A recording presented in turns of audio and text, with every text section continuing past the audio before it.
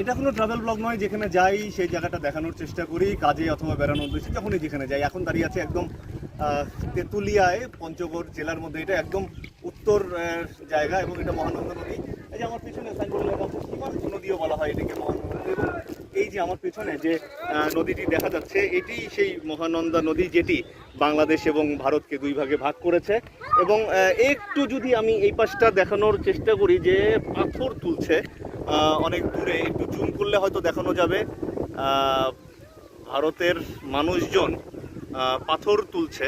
সেই পাথর তোলার যে কাজটা, এটা অনেক সময় অনেক ভিডিওতেই অনেকেই দেখেছে। তারপরে যখন আসছে এখানে তো মনে হলো যে একটু দেখানো দরকার পাথরের তোলার এই জায়গাটা। আর একটু যখন পানি বেশি থাকে তখন হয়তো পাথর তোলার এই কাজটা আরও বেশি ভালোভাবে হয়। তো বেড়ানোর উদ্দেশ্যেই আসা। এবং ওই যে ওই পারে ইন্ডিয়ার চা বাগানও দেখা যাচ্ছে, একদম নদীর তীরে চা বাগানগুলো, এইরকম সমতলের চা বাগান বাংলাদেশেও অনেক আছে।